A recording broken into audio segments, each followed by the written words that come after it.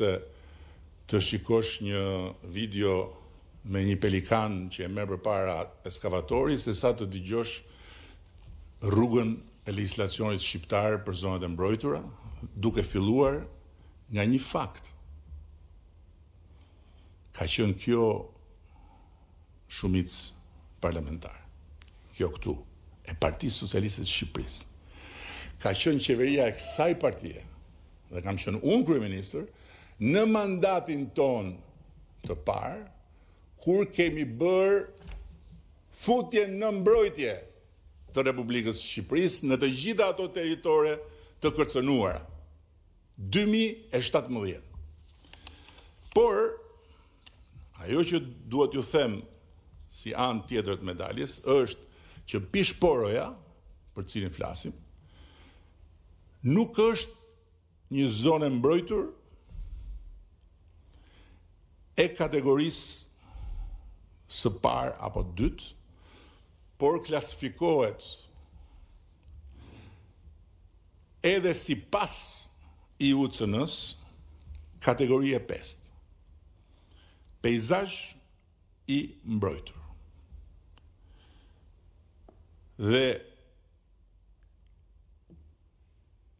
për shpalljen peizazh i mbrojtur dhe të gjitha detajet, ka një vendim qeverie, por ajo që është rëndësishme të thuhet dhe që nuk ju është treguar juve, është që në 2017 këto kategori në ligjin ton janë të adoptuar në mënyrë të plotë.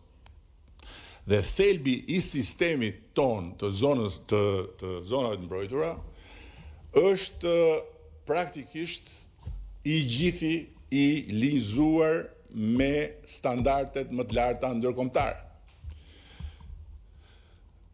Dhe në princip, sa më lartë shkohet drejt kategorive 1 dhe 2, aq më shumë kufizohet ndërhyrja njerëzore. Ndërsa kategoritë 5 dhe rasti konkret dhe 6 janë të ndërtuara mbi konceptin e bashkëjetesës së natyrës me aktivitetin ekonomik, social dhe turistik. Pikërisht për këtë arsye, kategoria 5 nuk konceptohet si zonë pa zhvillim, sepse ajo është një zonë ku kanë banuar njerëz dhe ku banojnë njerëz sot e gjithë ditën që flasim. Por si zonë ku peizazhi, biodiversiteti dhe aktiviteti njerëzor kanë bashkëjetuar historikisht dhe duhet vazhdojnë të bashkëjetojnë. Dhe në hartën e Europës ka jo pak laguna, shumë përafërsisht të ngjashme me këtë lagunë, që janë destinacione turistike të jashtëzakonshme dhe ku ka aktivitet të plot ekonomik dhe social. Në nenin 20 të ligjit 2017 përcaktohet qartësisht se peizazhi i mbrojtur është një territor ku mund të ekzistojnë deri dhe qendra banimi dhe aktivitetet si bujqësia, turizmi, peshkimi dhe përdorimet tjera të territorit.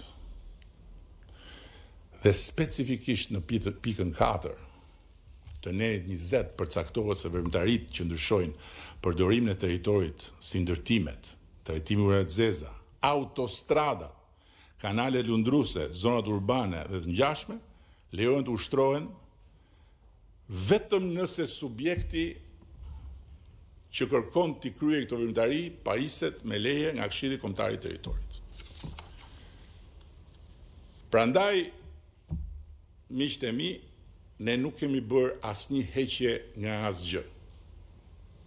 Pishporoja ka qenë peizazh i mbrojtur dhe është peizazh i mbrojtur. Do vi tani më pas edhe tek mbrojtja.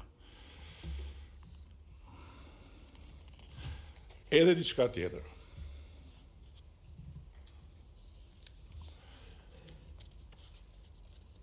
Është e vërtet që në vitin 2024 ne kemi bërë një amendim të ligjit me një kërkesë të kryebashkiakëve të vendit dhe pastaj përmes deputetëve për një ekuilibër të drejtë mes potencialit për zhvillim të territoreve dhe mbrojtjes.